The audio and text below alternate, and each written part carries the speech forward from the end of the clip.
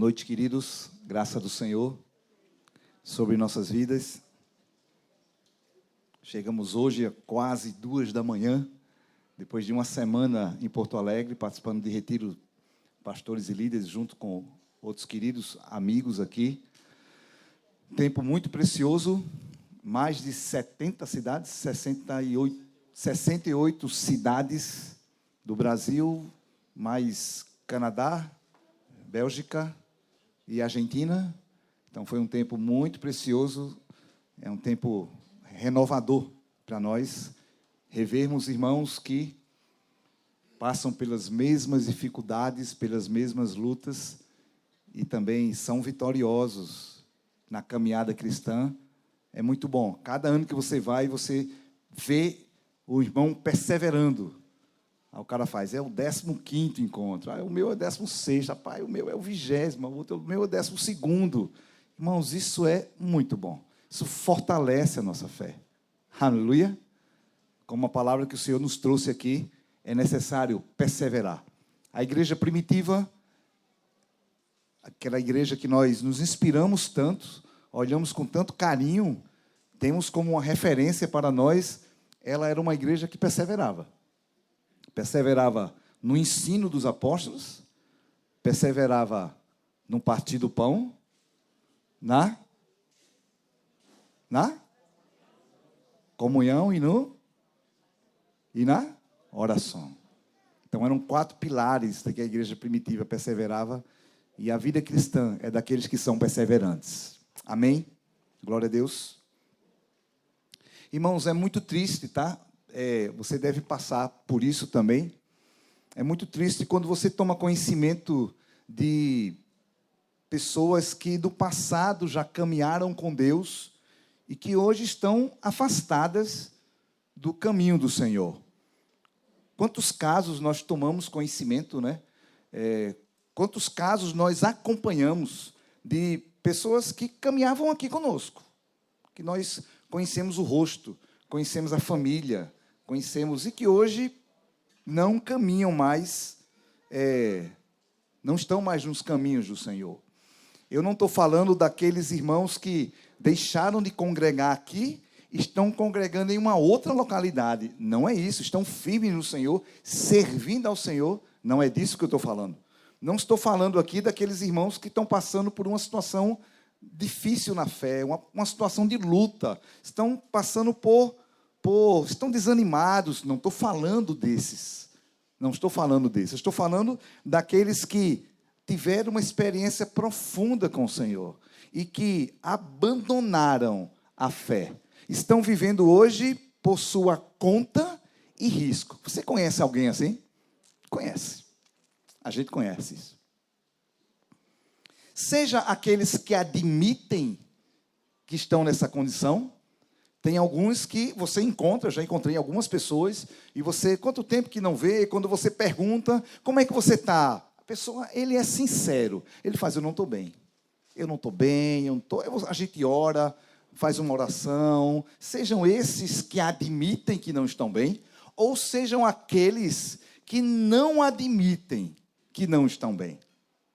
Eles deixam de congregar e que acham que, ok, tudo bem. A frase mais conhecida é, eu deixei de congregar, mas eu nunca vou deixar o meu Deus. Já ouviu essa frase? Queridos, é uma frase que a gente ouve, é uma frase para amenizar a consciência, mas é uma frase que não tem nenhuma base bíblica, queridos. Porque é impossível você estar vinculado ao Senhor sem estar vinculado à igreja. É impossível você estar em comunhão com o noivo e não estar em comunhão com a noiva. É impossível você estar inserido na cabeça e não estar inserido no corpo. Então, é uma frase para trazer um alívio. A gente escuta, eu já ouvi essa frase. Você ouve assim, respeita, né? Se tiver uma palavra do Senhor, você dá, mas também se não tiver uma palavra do Senhor, ok, sem problema também. Mas assim, independente se admite ou não admite, o que eu queria trazer aqui é que verdadeiramente é muito triste. Principalmente que são pessoas amadas, queridas, que nós nos relacionamos. E essa não é uma palavra para eu e você acharmos que estamos em uma situação de superioridade. De jeito nenhum. Essa não é uma palavra para isso. Ah, fulaninho, aquele ali já sabia que ele não ia ficar. Eu tinha certeza que aquele... Não é. É uma palavra para mim e para você, para a gente ter cuidado. Uma palavra de alerta para mim e para você. Irmãos, sempre existiram pessoas durante a história que abandonaram a fé. Isso não é algo hoje, é algo que sempre aconteceu. Na própria época de Jesus, nós tivemos isso. Para começar, João 6,66, fala assim: diante disso, muitos dos seus discípulos o abandonaram e já não andavam com ele. Irmãos, a palavra deixa claro aqui que se tratavam de discípulos. Não eram religiosos, não eram fariseus, não era integrante da multidão, eram discípulos. Discípulos. E se a palavra fala que alguém era discípulo, é porque alguém verdadeiramente era um discípulo. Por causa de uma palavra firme que o Senhor deu, muitos deixaram de seguir. 2 Timóteo 4,10 fala, traz um personagem chamado Demas, e a palavra fala que ele abandonou a fé, e o texto esclarece o motivo pelo qual abandonou a fé. 2 Timóteo 4,10, porque Demas, tendo amado o presente século, me abandonou Paulo, e se foi para Tessalônica. Crescente foi para a Galácia, Tito foi para Dalmácia. Então, Demas amou o presente século. Então, a Bíblia, como é um livro verdadeiro, ela não omite nada, ela não coloca nada debaixo do tapete. A Bíblia é um livro extremamente claro. Então, sempre existiram pessoas que abandonaram a fé. Sempre. Desde a época de Jesus. Queridos, e isso não é uma profecia, é a palavra do Senhor traz isso.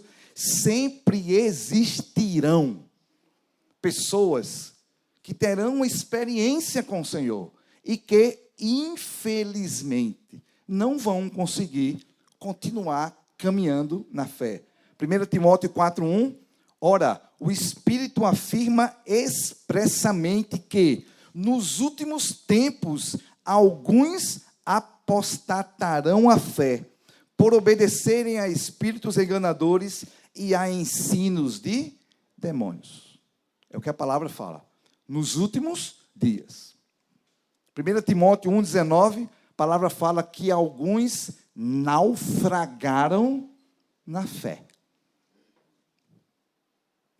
Então, sempre existiram e sempre existirão, infelizmente, pessoas que abandonaram e abandonarão a fé.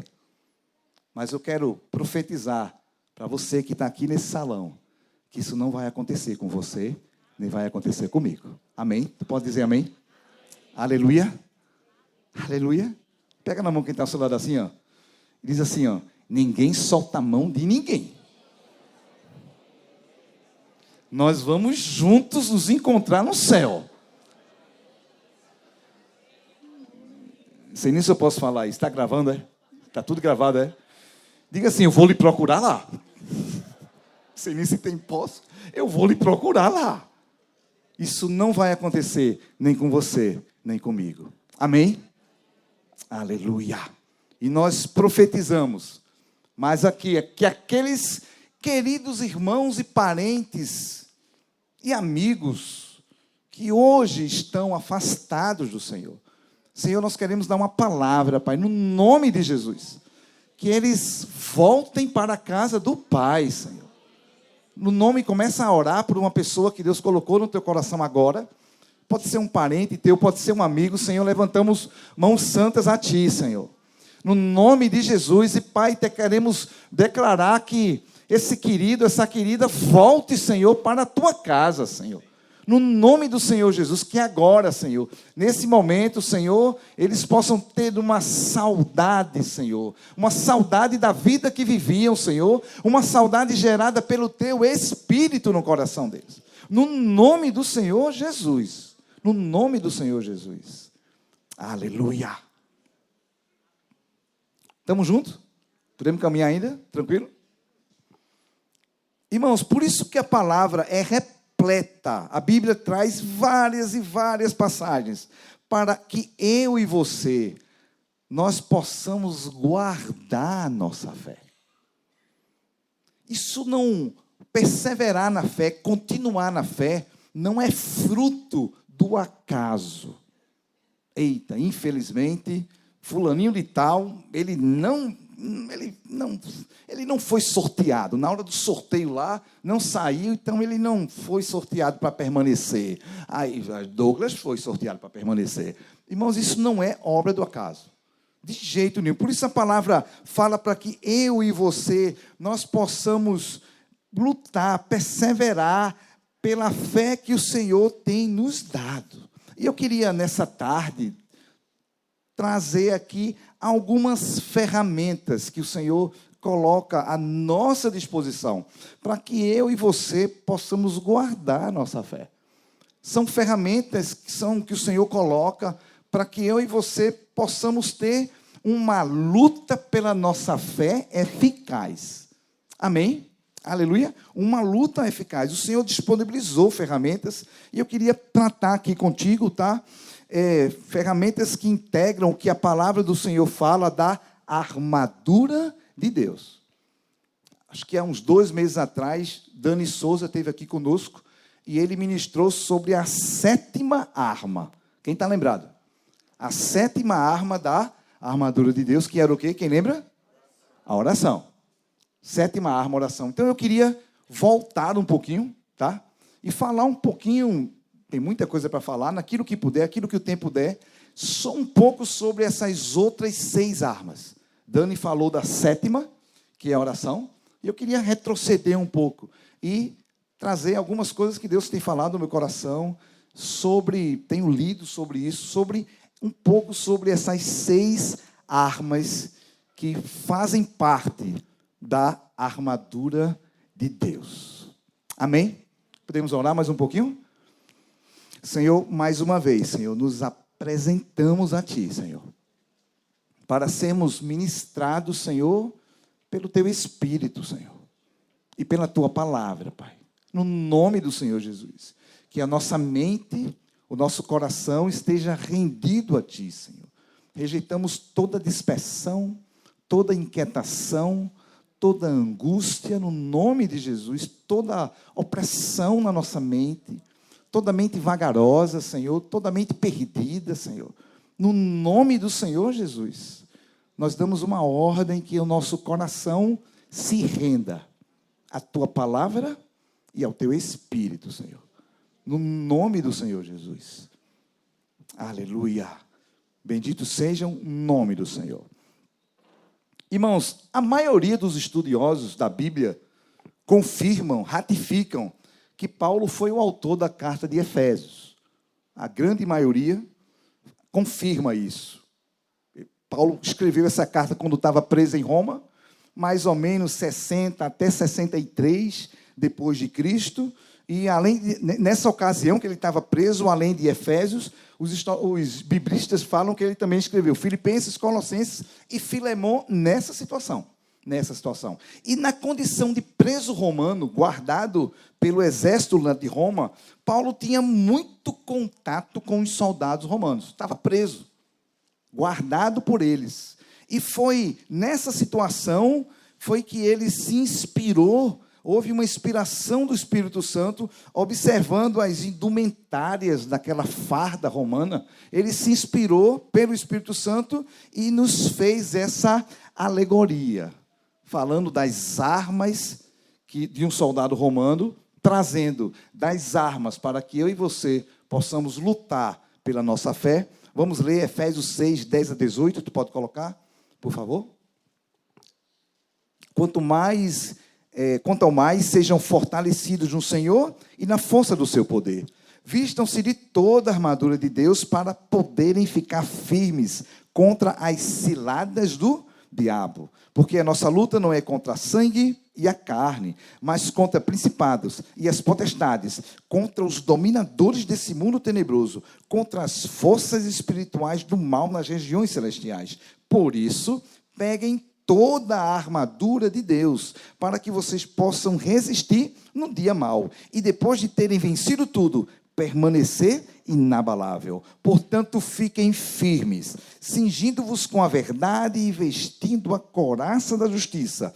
Tenham os pés calçados com a preparação do evangelho da paz, segurando sempre o escudo da fé, com o qual poderão apagar todos os dardos inflamados do maligno. Usem também o capacete da salvação e a espada do Espírito, que é a palavra de Deus. Orem em todo tempo no Espírito, com todo tipo de oração e súplica, e para isso vigiem com toda perseverança e súplica por todos os santos. Esse é o texto que vai lastrear aquilo que a gente vai trazer aqui nessa tarde, tá? Então, a primeira coisa, antes de entrar na armadura, nas armas que compõem a armadura propriamente dito, são algumas observações iniciais. Irmãos, nós estamos inseridos em uma guerra. Quer você queira, quer você não queira. Aqui, aquela conhecida frase, não brigam dois quando um não quer. Quem já viu essa frase? Né? Não brigam dois. Aqui essa frase não tem efeito, irmão. Porque mesmo que você não queira, você já está brigando, você já está inserido nessa batalha. Primeira coisa. Essa luta, outra coisa, essa luta não é contra sangue nem contra carne, não são pessoas, não lutamos contra pessoa. Você não luta com a sua esposa, você não luta com o seu marido, você não luta contra o seu vizinho, aquele seu chefe, aquele abençoado do Senhor, não é contra ele que você está lutando. Pode ficar certo que não é. Não é. Não é. A palavra fala que são principados, potestades, dominadores desse mundo tenebroso. Forças espirituais do mal. Deve ser uma coisa muito ruim, né? Força espiritual do mal. Eu não sei nem o que é isso, mas já é uma coisa tenebrosa. É uma luta espiritual, mas que produz influência no mundo material. Apesar de ser uma luta no mundo do espírito. Uma outra observação inicial, precisamos lançar mão da armadura de Deus, porque haverá dias e dias. Vai ter dia e vai ter dia. Terão dias mais difíceis, terão dias menos difíceis. Irmãos, numa guerra é assim. Um país não fica 4 anos numa guerra, todos os dias tendo combate. Não acontece isso. Há um combate, depois se para 1, 2 dias, 3 dias, depois volta a ter um combate novamente. Então, teremos dias e dias. E o texto não fala assim, ó, se houver dia mau. O texto fala no dia mau. Então, pode ficar certo que vai haver um dia mau. Dias maus. Vai haver. Você já passou por isso ou não? Tem dia que você acorda e faz... Rapaz, o que está acontecendo? Eu fui dormir bonzinho ontem. Começa a minha cabeça, ataque na mente. Daqui a pouco você vai, o cara lhe dá um tranque no trânsito, você olha para ele, ele vai, diz que você é abençoado, para dizer o contrário. Você fica olhando assim, você chega no trabalho, o chefe bota um bocado, tem hora que você para assim e fala, o que é isso aqui? É o dia mau. É o dia mau. E o texto fala, para poder ficar firme no dia mau. Precisamos lançar a mão da armadura de Deus, irmãos, porque o nosso inimigo lançará ciladas. E cilada é algo difícil de você perceber. Não é algo claro. É algo difícil. É uma cilada. Tem uma versão que fala astutas ciladas. Eu que preciso vestir a armadura. A armadura é de Deus, mas a responsabilidade de lançar a mão da armadura é minha. é minha. A responsabilidade não é do meu pai, não é do meu cônjuge, não é da minha mãe. O versículo 11 desse texto fala: vistam-se. Valeu, Davi. Obrigado. Vistam-se de toda a armadura de Deus. Versículo 13: peguem toda a armadura de Deus. Sou eu que preciso pegar. Eu que preciso vestir. O meu discipulador não vestiu em mim. Aí, como é que eu ia? Não vesti também. Ele devia ter me vestido em mim, né? Levanta o braço, Paulo. Agora, levanta o outro. Eu preciso estar vestido com a armadura de Deus em todo o tempo. Porque não vai dar tempo de, quando chegar o dia mau, eu começar a vestir. Não vai dar tempo. Chegou o dia mau, eita, o dia mau chegou. Peraí, só um pouquinho, deixa eu pegar a armadura. Não vai dar. Eu já tenho que estar com ela. Amém. Os países que estão em guerra, os militares, eles só andam fardados e armados. Mesmo no país. Mesmo que não estejam num front. Armado e fardado. Muitos países que, quando a pessoa está naquela... Israel é assim, né? Quando Israel mesmo, quando a pessoa está no serviço obrigatório, militar obrigatório, que Israel escutei 12 anos, eu acho, 10 anos para homem e para mulher um pouco menos, é um período bem, não é esse daqui do nosso Brasil, não. Eles ficam o tempo todo fardado e armado. Estão fazendo faculdade, fardado e armado. Estão no shopping, passeando com a família, fardado e armado. Eu estive com o Jojó na Colômbia, e a gente no shopping viu, a Colômbia estava passando por uma situação difícil na época, no shopping, vários militares com a família, fardado e com um para-saque aqui atrás. Quem é militar sabe, um para-saque aqui atrás, assim, andando. Com a esposa, com os filhos. Ó. Eu chego, misericórdia. É porque é um país que estava vivendo um conflito. Naquela época, hoje não está mais. Então, em todo tempo. Em todo tempo. Amém? Diga assim, ó. Em todo tempo.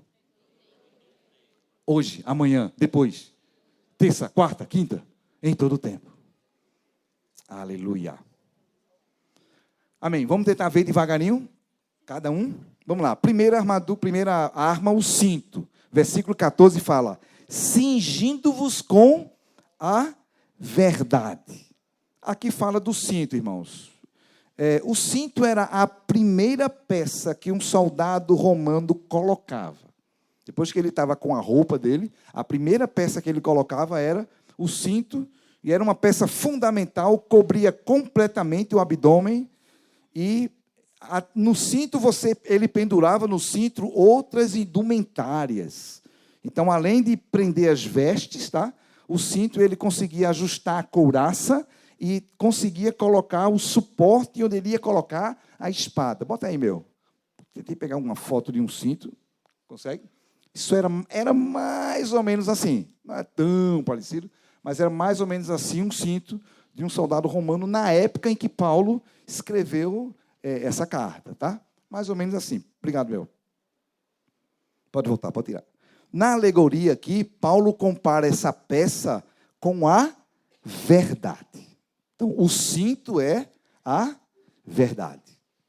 A verdade, irmãos, é a primeira coisa que nós devemos experimentar na nossa vida.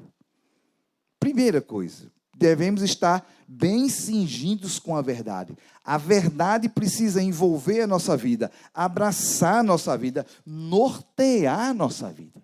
Aí você pode dizer assim, então quer dizer que eu tenho que falar a verdade. Não é isso que a gente está falando. Porque a armadura é de Deus. Não é você. O foco não é você. A armadura é de Deus. Então, as verdades de Deus, inclusive sobre nós, precisam nos envolver, nos abraçar e nos nortear. Nós precisamos estar envolvidos com as verdades de Deus sobre a nossa vida. Aquilo que Deus pensa sobre mim. Não aquilo que eu penso sobre mim. Aquilo que o diabo pensa sobre mim. Aquilo que o meu vizinho pensa sobre mim. Aquilo que Deus pensa sobre mim. Que é a verdade sobre mim. E as verdades de Deus estão registradas na palavra. Não tem como. Então, a gente não pode andar com pensamento vacilante, pensamento próprio. Precisamos ser homens e mulheres de convicção, irmãos. A principal arma que o inimigo tem é a mentira. Nós sabemos disso, porque ele é o pai da mentira. Daí a importância de estarmos cingidos com a verdade. Amém? As verdades de Deus. É a primeira coisa que alguém, que um discípulo, para combater nessa luta que nós estamos traçados. A primeira coisa é você se envolver, se deixar ser abraçado, como o cinto fazia com o soldado romano, pelas verdades de Deus. Amém? Já falei aqui, mas em algum momento eu já falei, mas o Senhor me inclinou para eu falar novamente. Fiquei muito impactado esses dias com o texto de Mateus 4,4. Jesus, porém, respondeu: está escrito, o ser humano não viverá só de pão, mas de toda palavra que procede da boca de Deus. O contexto aqui é a tentação de Jesus, onde o diabo estava querendo gerar dúvida acerca da filiação de Jesus. Vocês lembram, né? Se você é o filho de Deus, jogue-se daí, porque está escrito que o Senhor mandará os seus anjos lhe sustentar. Se você é o filho de Deus, mande que essas pedras se transformem em vinho. O diabo querendo gerar dúvida acerca da filiação de Jesus. Irmãos, mas sobre esse assunto, Jesus já estava completamente resolvido. Jesus estava cingido da verdade. Como se eu sou o filho de Deus, cara pálida? Eu sou o filho de Deus. O Pai falou que eu sou o filho de Deus. No batismo, o Pai disse: este é o meu filho amado.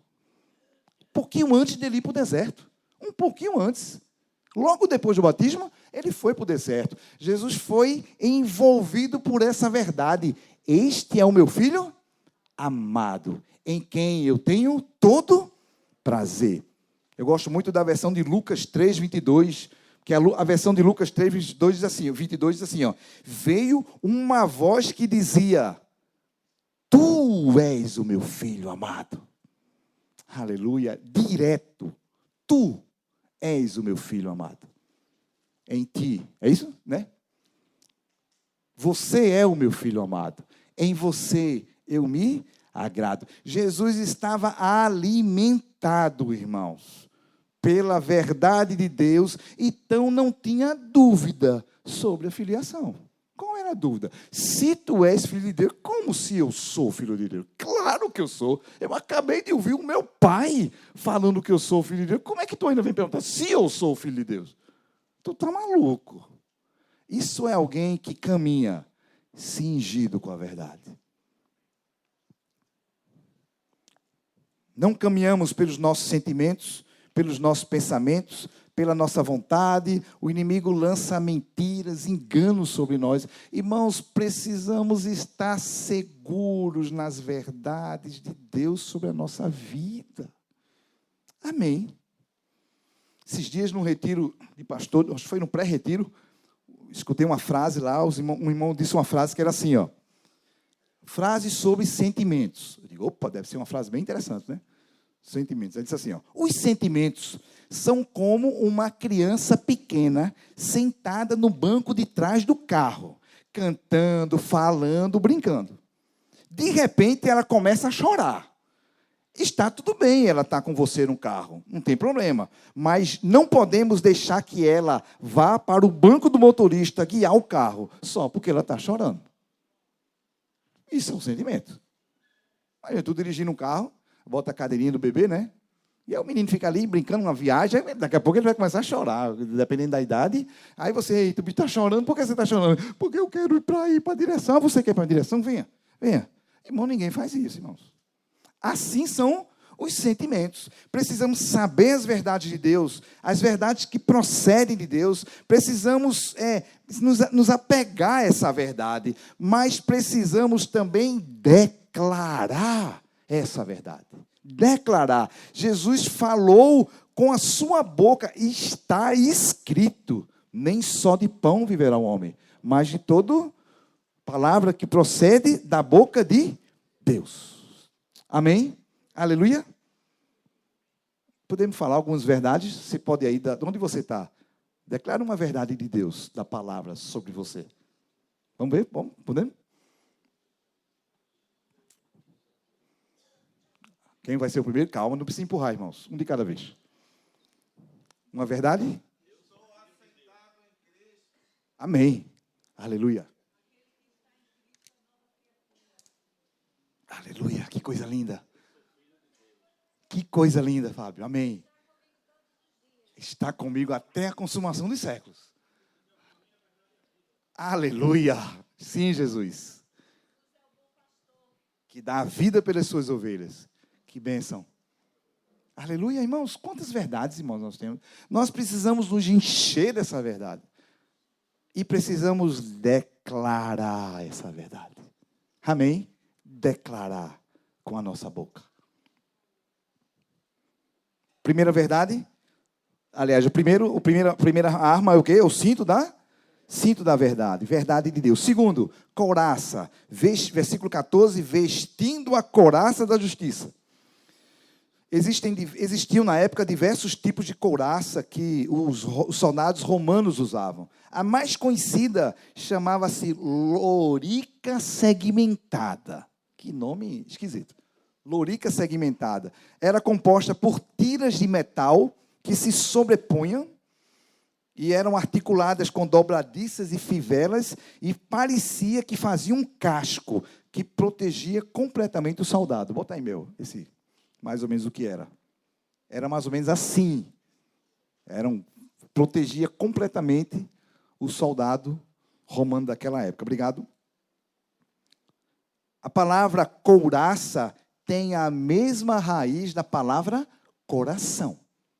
É a mesma raiz, tanto couraça como coração. Justamente porque a finalidade da couraça é proteger a área do coração e do peito. Irmãos, a primeira coisa que o inimigo tenta quando quer nos destruir é atingir o coração. Assim que o diabo age conosco. Quer gerar conflito de consciência, sentimento de culpa, condenação. Por causa de quê? Por causa das nossas falhas, dos nossos erros, dos nossos pecados. Então, acontece isso, ele imediatamente lança. Apocalipse 12:10 chama o diabo de o acusador dos nossos irmãos. Ele fica o tempo todo acusando.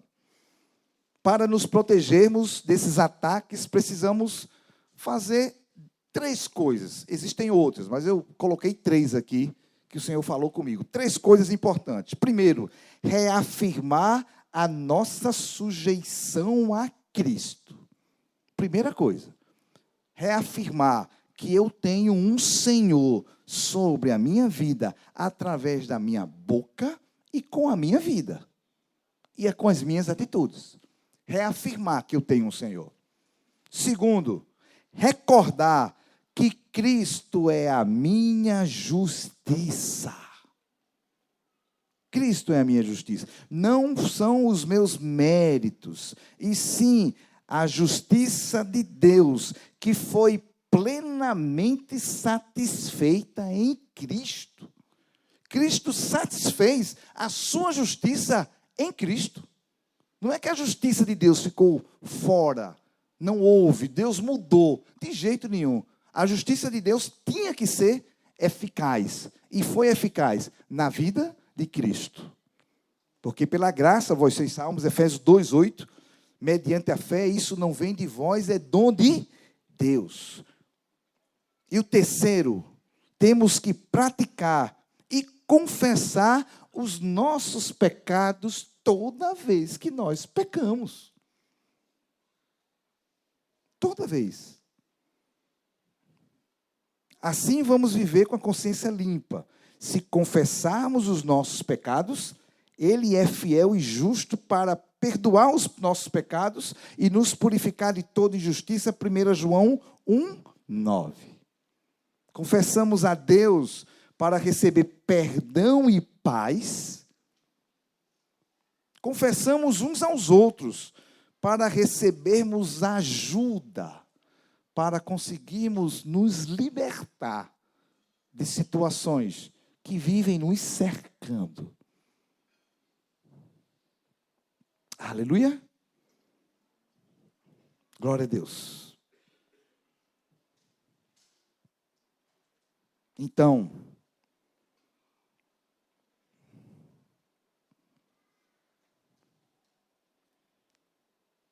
reafirmamos a nossa sujeição a Cristo. Senhor, Tu és o dono da minha vida, Senhor.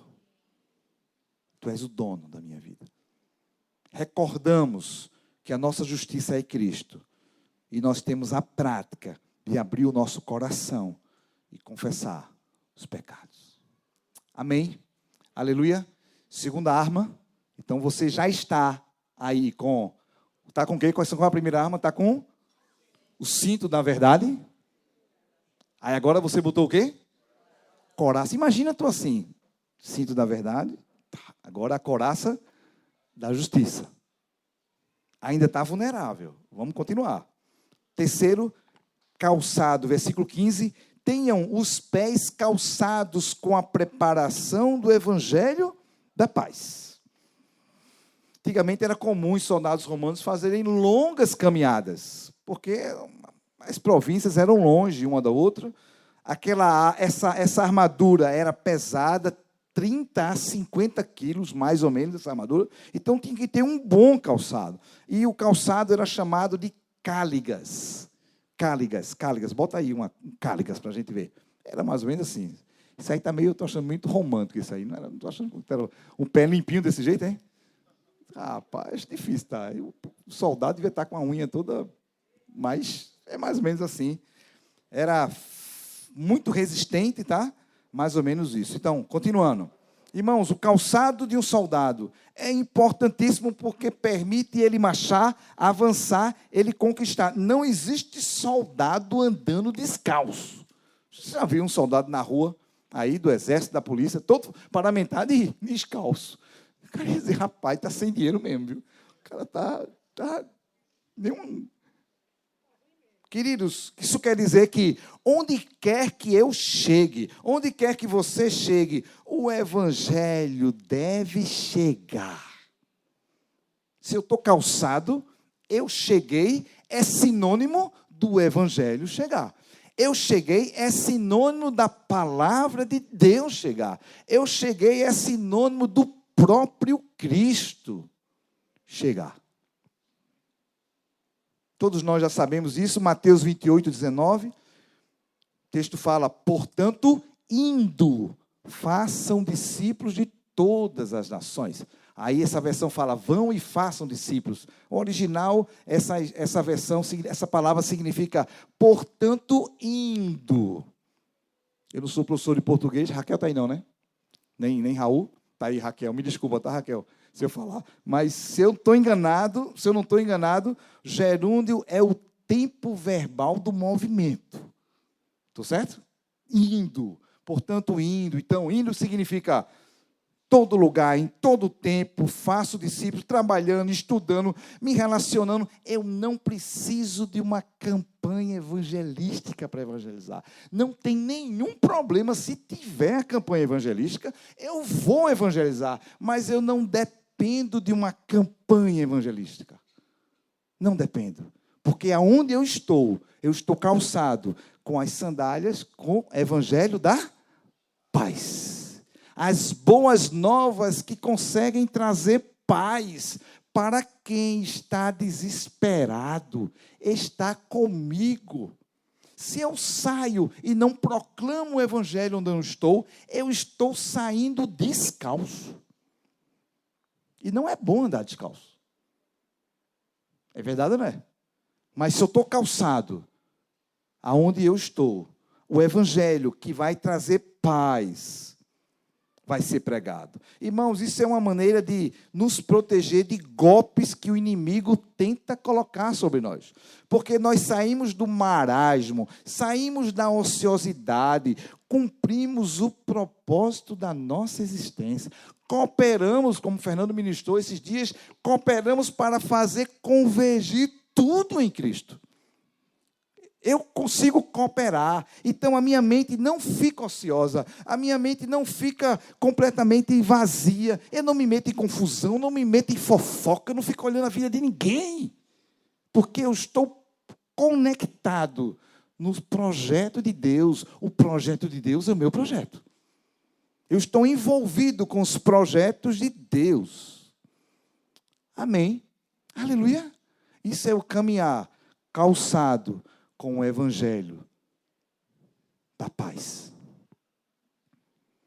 A gente não vai ler? 2 Samuel 11, 1 e 5, só o versículo 1, fala assim: decorrido um ano, no tempo em que os reis costumavam sair para a guerra, Davi enviou Joabe, seus oficiais de todo Israel. Eles destruíram os filhos de Amon, sitiaram a cidade de Rabá, mas Davi ficou em Jerusalém. Era para o rei estar na guerra. Era para o rei estar calçado. Ele resolveu ficar em Jerusalém. Continuar. Uma tarde, versículo 2, Davi se levantou no seu leito e andava passeando no terraço do palácio real, num ano que era para o rei estar na guerra. Dali viu uma mulher que estava tomando banho. Ela era muito bonita. Davi mandou perguntar quem era. Disseram: é Betseba, filha de Elã, mulher de Urias, o Eteu. Então Davi mandou mensagens e a trouxeram. Ela veio, ele se deitou com ela e a gente já sabe essa história como é que termina. Já sabemos essa história como termina. Porque no ano em que Davi deveria estar no fronte de batalha, ele resolveu tirar as sandálias. Eu vou andar um pouquinho descalço. Tanto tempo de sandália, né?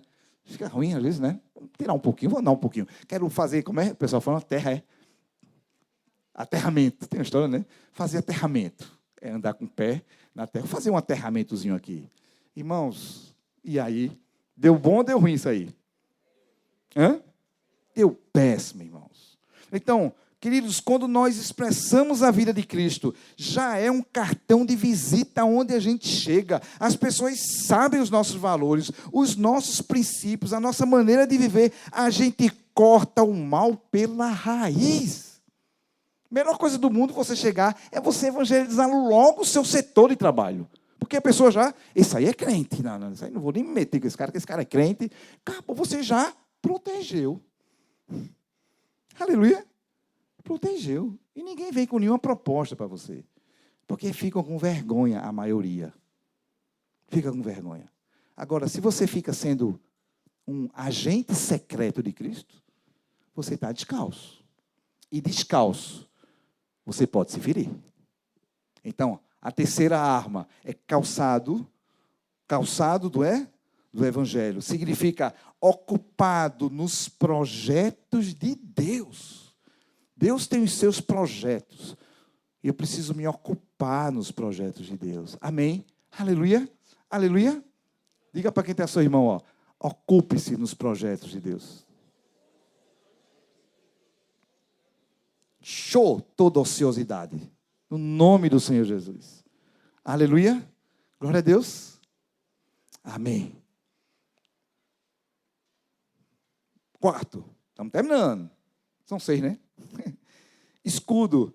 Versículo 16. Segurando sempre o escudo da fé, com a qual poderão apagar todos os dardos inflamados do maligno. Escudo romano normalmente ou era oval ou era retangular. Era uma tábua de 5 centímetros de espessura, revestido de couro, mais ou menos 1 metro de altura. Era grande o suficiente para cobrir completamente o corpo do soldado. Coloca aí, meu escudo.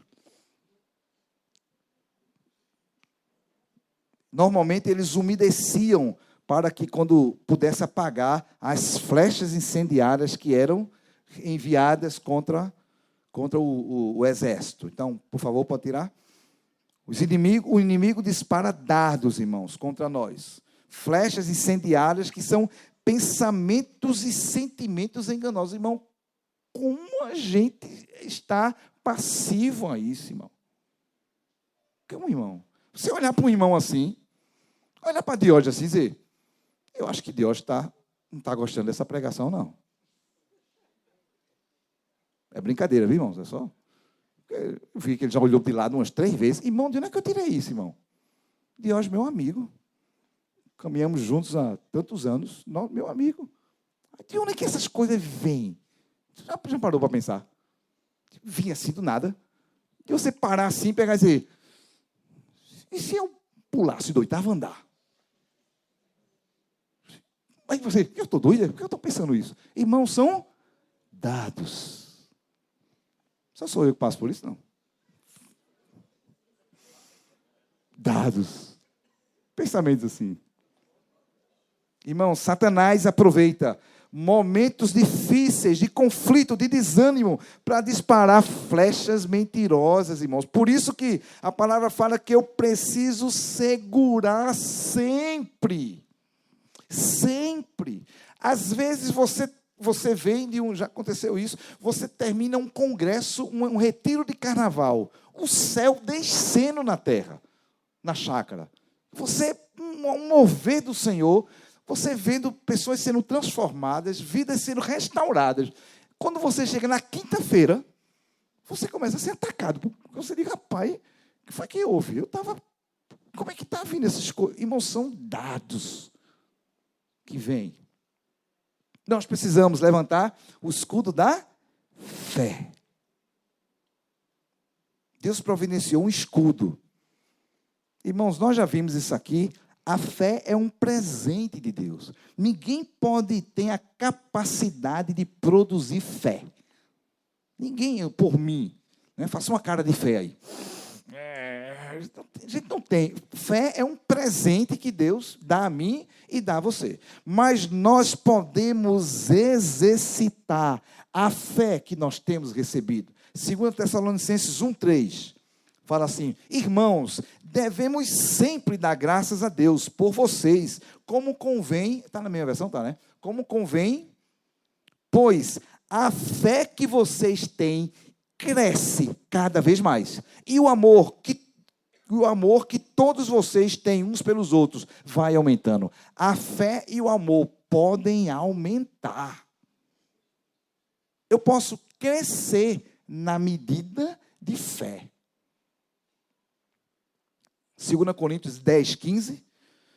Não nos gloriamos além da medida do trabalho que outros fizeram, mas temos a esperança de que, à medida que cresce a fé que vocês têm, seremos cada vez mais engrandecidos entre vocês, dentro da nossa esfera de ação. A fé pode crescer. Irmãos, a fé é como se fosse um músculo que, à medida que eu exercito, ele cresce. Se eu não exercito, ele atrofia. Assim é a fé.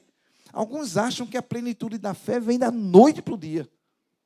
Não é, irmãos. É algo que é crescente. À medida que Deus começa a pedir atitudes de fé, e eu vou tomando aquelas atitudes de fé, isso vai fortalecendo a minha fé.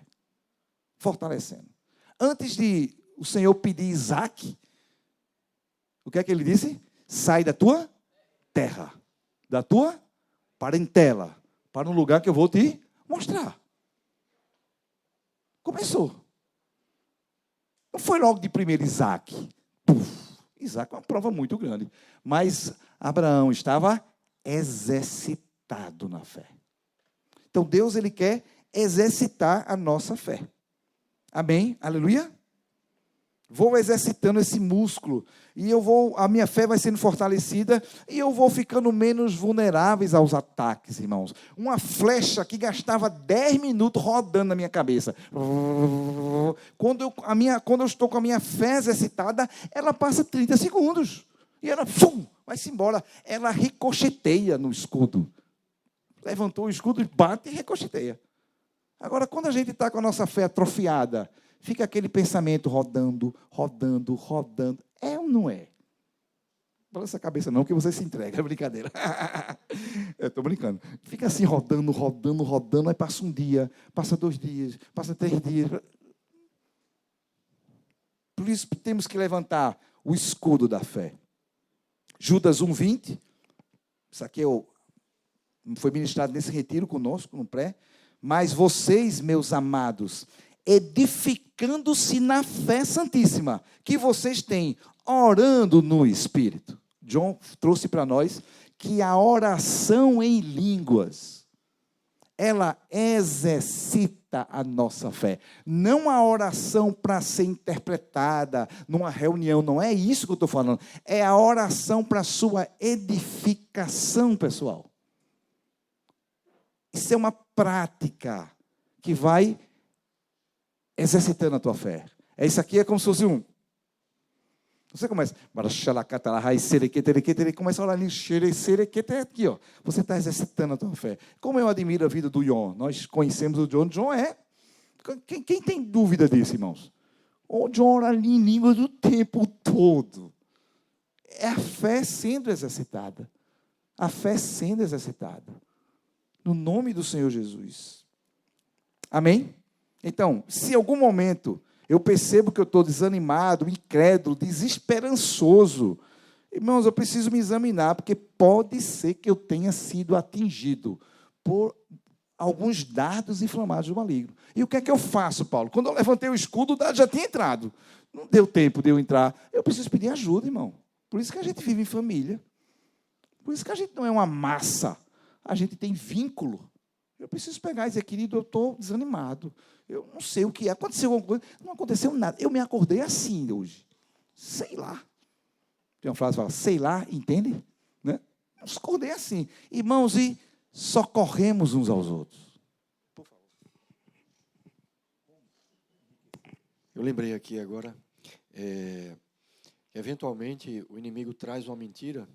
Se eu estou com uma dificuldade, uma fraqueza, esse tipo de tristeza que vem assim, e então o inimigo traz uma grande mentira que não precisa falar para ninguém, você tem que vencer sozinho, porque isso é que é exercer a fé. Acontece que quando Jesus passou por isso, ele reuniu os discípulos mais próximos e disse assim, a minha alma está profundamente triste, fiquem aqui comigo e orem. Amém? Aleluia, precioso, precioso. Jesus disse isso. Tu acha que eu vou fazer diferente? Preciosa, Fernando. Preciosa palavra, preciosa colocação. Então, podemos desenvolver a nossa fé, irmãos. Aleluia. Serem homens e mulheres malhados na fé. Aleluia. Vamos malhar. Cadê Mirela? Mirela, vamos malhar, Mirela.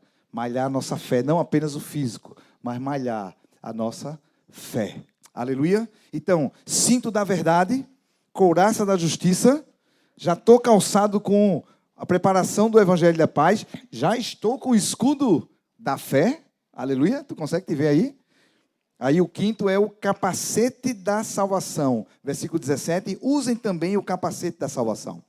Os capacetes romanos do primeiro século, naquela época, eram de metal, principalmente bronze e ferro, e alguns modelos tinham abas que protegiam as bochechas e o pescoço. Bota aí, por favor, Mel.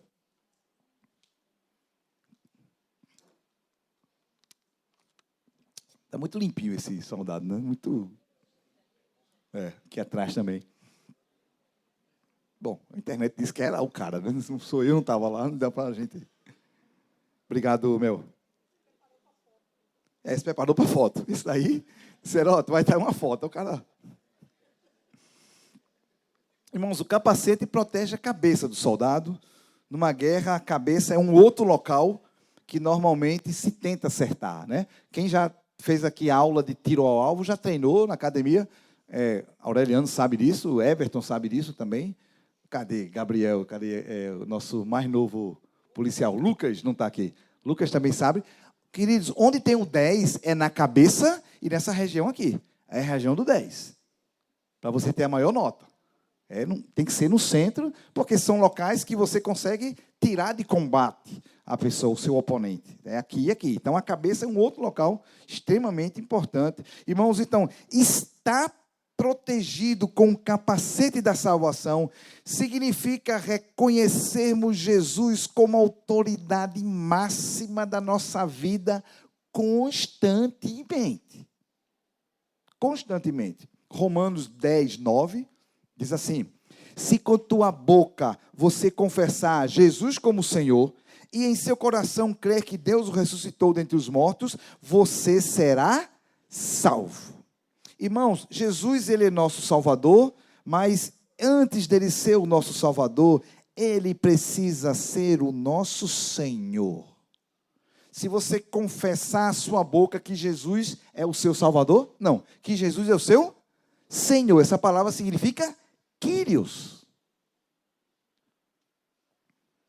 Jesus é o Salvador daqueles que ele é Senhor. Jesus não é Salvador daqueles que ele não é Senhor. Há uma confusão de condições e benefícios. Os benefícios é que ele é Salvador, ele é supridor, ele traz muitos benefícios. Mas para eu conseguir atingir o objetivo, ele precisa ser o meu Senhor. Então a salvação é um benefício que vem do senhorio de Cristo. A salvação é uma decorrência do senhorio de Cristo. Se Jesus é o meu Senhor, ele é o meu Salvador. Mas se ele não é o meu Senhor, se o Senhor da minha vida ainda sou eu, Jesus, ele não é o meu Salvador. Não é o meu Salvador.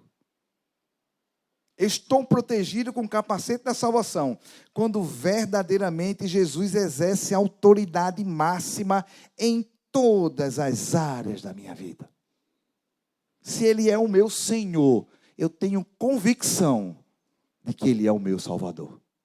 Então eu estou com um capacete da salvação. Eu estou seguro. Eu estou tranquilo. Estou protegido, porque ele é o meu Senhor. Minha cabeça está protegida com o capacete da salvação. Então, capacete da salvação significa o senhorio de Cristo. Em tudo na minha vida, em todas as áreas da minha vida. Em todas as áreas. Tudo que eu me relaciono, o senhorio de Cristo tem que se manifestar naquela área, irmãos. Então, por isso que eu não quero nada de fofoca. Eu não quero nada de mentira. Eu não quero nada de impureza. Eu não quero nada que não é para eu ver. Nada. O Senhor, ele tem que governar. Na época do imposto de renda, eu já falei assim para os irmãos. Irmãos, eu faço declaração de imposto de renda assim, Senhor, isso é uma adoração a Ti, Senhor. Porque não tem saúde, não tem segurança, não tem nada. E eu tenho que ainda pagar isso aqui, Senhor. Pá, Tu és o Senhor da minha vida, Jesus. Porque só por causa de Ti. Aí, doente, aí vai. É o Senhor. Irmãos, ele tem que ser Senhor em tudo. Se ele é o Senhor da minha vida, queridos, ele é o meu Salvador. Eu sei que quando a trombeta tocar, aleluia, eu vou ver o meu Senhor. Porque ele é o Senhor da minha vida. Eu estou seguro, isso é um capacete da salvação. Você tem convicção da sua salvação? Claro que eu tenho. Porque eu abri mão de tudo pelo Senhor. Ele é o dono da minha vida, da minha casa, do meu dinheiro, das minhas finanças, da minha família, dos meus filhos. É o dono de tudo. Claro que eu tenho segurança na salvação. Sim. Aleluia. Amém. Eu estou seguro com o capacete da salvação. Aleluia. Cinto da verdade, couraça da justiça, calçado do evangelho, escudo da fé, capacete da salvação. E, finalmente, para terminarmos, a espada, usem a espada do Espírito, versículo 17, que é a palavra de Deus. Naquela época, a espada era a arma mais eficaz de um soldado, irmãos. Nenhum soldado ia para a guerra, para o campo de batalha, sem uma espada. Espada era usado pelos soldados romanos, era chamado de gládio. Gládio. Era curta, de 2 gumes, uma lâmina reta, uma ponta triangular, media de 45 a 60 centímetros, e estava pronta para dar estocadas em combate no corpo a corpo. Coloca aí a espada dos romanos aí. Mais ou menos isso. Deve ser uma estocada grande, viu? Era essa mais ou menos a espada. A espada, sem dúvida, é uma das armas principais do soldado. Além da função defensiva, a maioria das armas tem a sua função defensiva. A espada tem a sua função defensiva, mas a principal função dessa arma é o ataque. É para atacar. Amém? A luta espiritual, na luta espiritual, a espada é a palavra de Deus. O texto fala isso. A espada é a palavra de Deus. Aleluia? Então, devemos conhecer a palavra de Deus. Está falando que a espada do Espírito é a palavra. Engraçado que ele faz essa comparação, a espada do Espírito e a palavra. Algumas pessoas falam, essa congregação é muito da palavra. É uma coisa assim, muito soft, light, plus, assim, sabe? Um negócio bem da palavra, aquele negócio sentada. Essa outra congregação, não. Essa outra congregação é... cantamos o que aqui? Cassiano foi... Louve, sei que louve, tá? Essa daqui é do fogo, essa aqui é do Espírito. Irmãos, não existe isso. Não sei quem inventou essa loucura. Porque a palavra fala que a espada é o quê? Palavra do Espírito. A espada do Espírito porque fala que é a palavra do Senhor. A espada do Espírito, que é a palavra do Senhor. Nós devemos conhecê-la, nós devemos crer. Irmãos, mas nós devemos proclamar a palavra. Nenhum inimigo resiste à palavra de Deus proclamada. Não é a palavra aberta no Salmo 91, em cima da mesa, que vai fazer algum efeito, irmãos. Pelo amor de Deus. Mas, Paulo, eu gosto tanto dela. Então deixa, não tem problema não. Mas saiba que isso, o que precisa é proclamar a palavra. Proclamar. Ela precisa ser proclamada. Amém? Uma frase que eu vi também nesse pré-retiro, o irmão disse assim, ó, a fé é como a munição, e o proclamar aperta o gatilho, ativa e libera o que está dentro. A fé é uma munição, mas não adianta você estar com a arma assim e chegar assim e fazer, vou fazer assim, não vai atirar, você precisa apertar. E o apertar o gatilho é eu proclamar a palavra do Senhor. Interessante, irmãos, que quando a gente está ministrando para a salvação de alguém, a gente já leu esse texto, tá? Mas quando a gente está ministrando para a salvação de alguém, a gente fala que para que a salvação haja, a pessoa precisa proclamar com a sua boca o nome de Jesus. Nós aqui já evangelizamos, a gente não manda a pessoa repetir a oração, né? Proclame com a sua boca. Diga, eu rompo com tudo que é das trevas. Eu entrego minha vida a Jesus. A gente manda a pessoa proclamar. E está certíssimo, está em linha com o que a gente acabou de ler. Romanos 10, 9 a 10. Se com a tua boca você confessar que Jesus Cristo é o Senhor e o seu coração crer que Deus o ressuscitou dentre os mortos, você é salvo. Versículo 10. Porque com o coração se crê para a justiça e com a boca se confessa para a salvação. É importantíssimo confessar. Parece que é só na hora da conversão.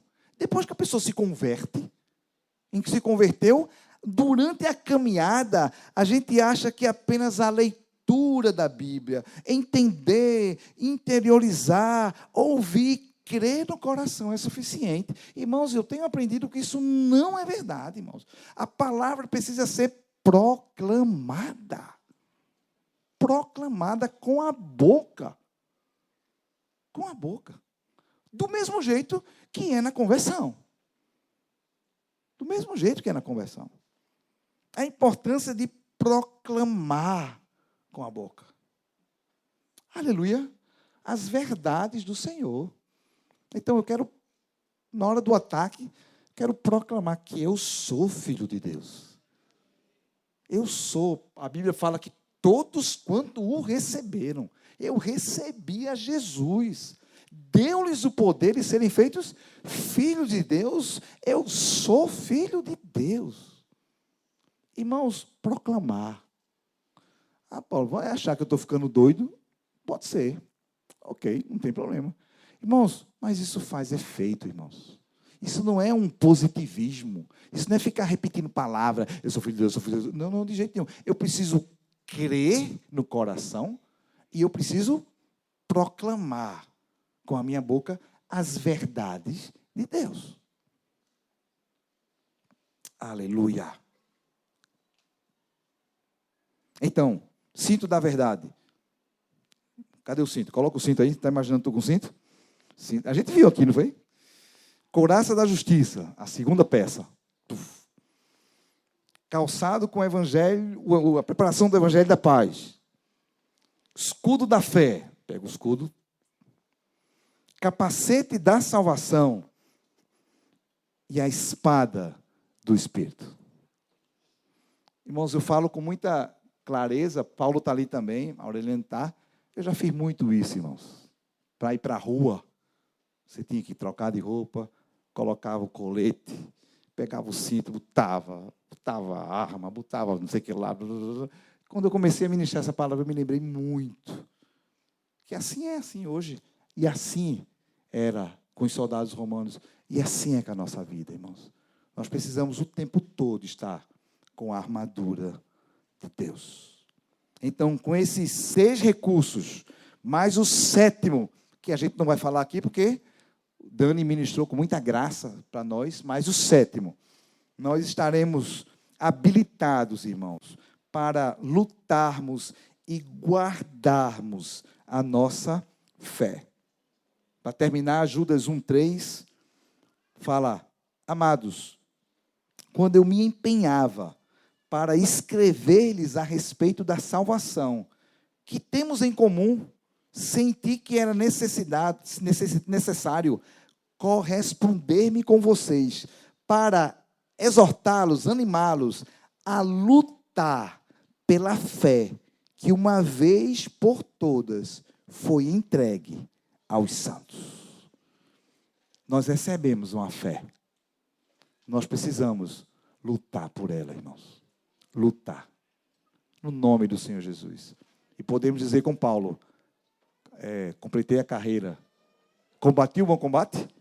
Amém? Aleluia. Completei a carreira e guardei a fé. Aleluia. Obrigado, Jesus. Senhor, que o teu Espírito, Senhor, venha fazer aquilo que cabe só a Ele, Senhor. Que é aprofundar no nosso coração, Senhor, essa palavra, no nome do Senhor Jesus. Que não seja apenas conhecimento humano, Senhor, não seja apenas mais uma ministração. Que o Espírito Santo possa aplicar isso no nosso dia a dia, Senhor. Possamos a cada dia, Senhor, estarmos devidamente vestidos, Senhor, com aquela armadura que Tu nos desse, Senhor. Nós não criamos nada, Senhor. Tu nos desse, Senhor. Nos ajuda a não desprezar aquilo que Tu tem nos dado, Senhor. No nome do Senhor Jesus.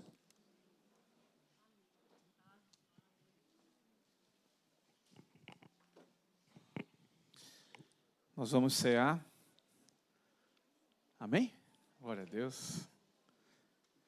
Mas eu queria dizer para você que o nosso inimigo, ele tem não dias, não meses, não anos, mas milênios de experiência em guerra. Paulo diz que não ignora os ardis de Satanás. Quando o primeiro casal sem pecado caiu, esse inimigo estava presente, sussurrando, direcionando, sugerindo. Quando Davi não estava bem calçado, né, como o Paulinho falou aqui, na época da guerra, ele não foi à guerra, Satanás estava por ali. Nós não podemos ignorar isso, queridos. Nós não podemos ignorar o fato de nós estarmos lutando contra alguém experiente. Maior é o que está em nós do que o que está no mundo. Mas não podemos ignorá-lo. Não podemos achar que nas nossas casas, dentro das nossas casas, nós temos a liberdade de tirar toda essa armadura. Precisamos proclamar as verdades para os filhos, para as esposas, nos maridos também. Precisamos estar proclamando a verdade do evangelho do reino para os filhos nos nossos lares. Precisamos estar atentos às astutas ciladas do maligno dentro das nossas casas. Amém? Não podemos nos despir dessa armadura e só vesti-la quando estamos fora. Quando estamos dentro, a palavra diz, depois de vencido, está firme. Amém? Amém, queridos? Fica atento no coração do teu filho. Fica atento contra as astutas ciladas do nosso inimigo dentro dos nossos lares. Você, quando estiver bem armado, toda essa armadura, você vai dizer, Satanás, aqui não. Estou sentindo um cheiro de enxofre. Aqui não. Aqui tem alguém, tem uma família armada, preparada. Amém, queridos? Seja no tocante ao que você vê, o que teus filhos veem, como se fala. Uma vez eu estava conversando com um irmão, ele dizendo que estava de férias com a esposa. Maravilhoso dia, maravilhoso. Uma palavra ele colocou, uma palavra. E estava andando na praia, viu, descalço, logicamente. Ninguém vai ficar calçado. Assim, uma palavra, ele colocou a palavra, a esposa entendeu errado, acabou o passeio. Quem nunca aqui? Quem sugeriu aquela palavra e você caiu? Aquele que sabe lançar setas inflamadas do inferno. Mas aí nessa hora tu levanta o escudo. O Espírito Santo diz, opa, pensa no que tu vai falar. Ou na esposa, né? Pergunta ao marido se ele quis dizer exatamente isso antes de se explodir. Irmãos, nós vivemos esse ambiente espiritual. É muito real isso. Mas se nós andamos com alguém que foi ferido, algum soldado ferido, se no exército tem um lema que diz assim, eu nunca fui não, viu? Tá? Já ouvi de filmes, tá? Não se deixa companheiro para trás. Se você está com alguém que foi ferido por não ter usado muito bem as armaduras, nosso papel não é deixar para trás. É ser suporte para que ele se levante e volte a ser o guerreiro e a guerreira totalmente revestidos das armaduras de Deus. Porque somos família, exército de Deus e família. Amém?